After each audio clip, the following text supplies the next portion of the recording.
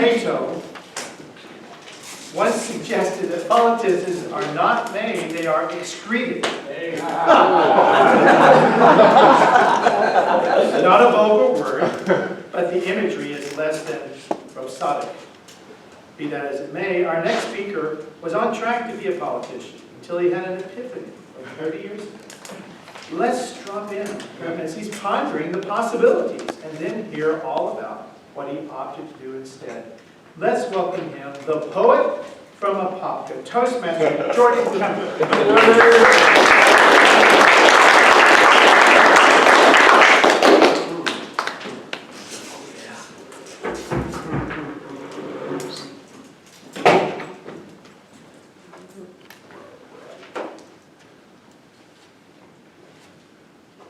Two roads diverged in the yellow wood. Sorry I could not travel both. I took the one less traveled by, and that has made all the difference.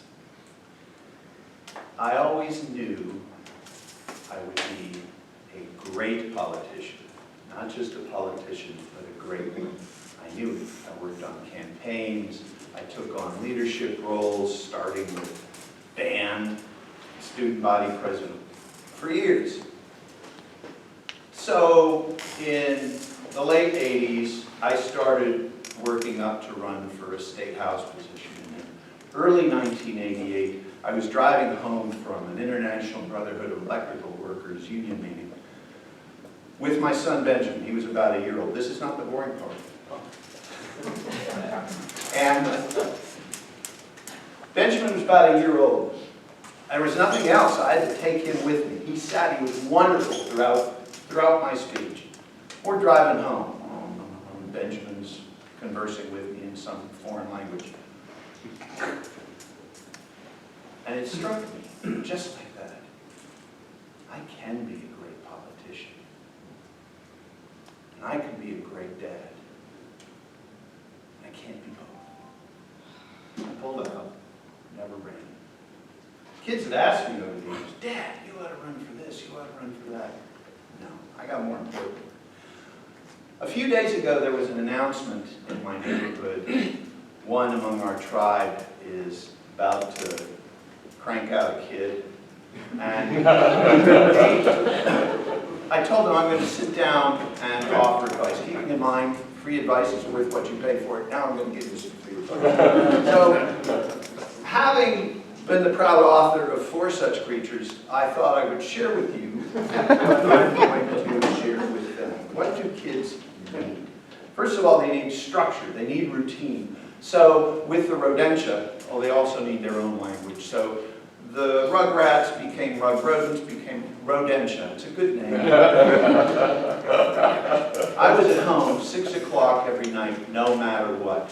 They had dinner. They had a walk, we talked to the birds in the trees, they had a bath. After the bath, I would wrap them up in a towel and throw them up in the air.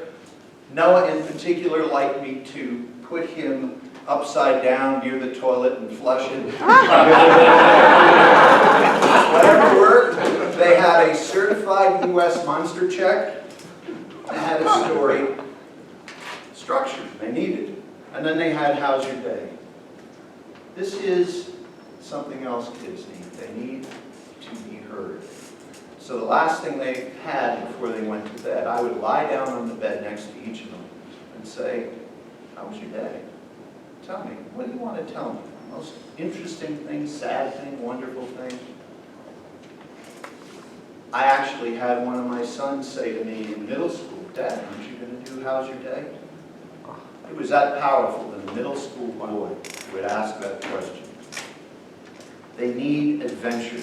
Oh my gosh, we had road trips, we had campouts, we went to different countries, all over the place. The kids knew that they could pick one excursion on every road trip. Just no questions asked. Dad, Benjamin took us once to Little Hope Cemetery in Kentucky.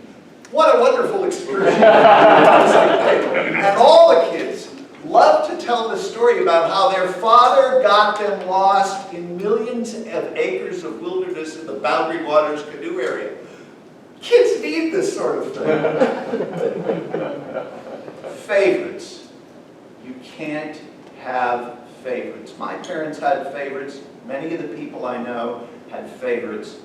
Kids, they know that there are no favorites. I have 4 favorites, and they know that in their bones. And that's the way it has to be. Vocabulary. Well, like Rodentia, I think you should have your own vocabulary. If you take a look at my cell phone, you'll see Mariah texted me several hours back, and what she ended her text with was, yes, that actually has great significance in Mariahese. We have our own language. You should have a language with your children that binds people together. Means, Dad, I really love you. Mariah, I really love you too. You need creativity. When we were on road trips, we didn't have all those little electronics. What we did was we took out stuff, anything. We just dump them out. Okay, you got 30 seconds. Let's do a whose line is it anyway? Come up with something creative like, I am from France, or whatever. And it worked, you know, because Noah ended up writing a play that was performed at the Kennedy Center.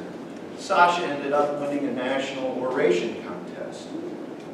Mariah wrote an article on pit bull rescue that was published in the front page of the local and state for the Gainesville newspaper. Benjamin created a video game in 8th grade, Barney Blasters. You give them creativity when they're young, and they grow with it. You need to read to them every night. I would read to them. And then, because they want the same book over and over and over again, I would make stuff up. So then the duckling wanted to take out a mortgage. No!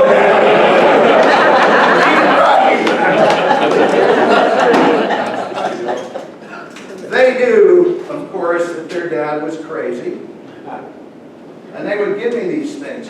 Part of the structure is you have to have rules. We had rules. I think I've shared this with some of you. Commandments. I am the George thy dad, who brought thee out of the land of bonding in Florida hospital. Thou shalt have no other dads before me. Remember Father's Day and keep it holy. So the kids started calling me the JTD for the George thy dad.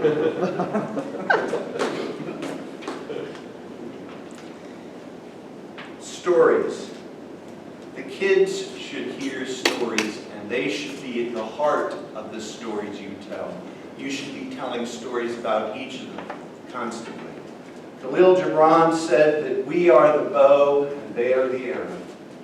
Get one shot with those arrows, Toastmasters. Aim well and aim with love. And may your days of parenting be wonderful.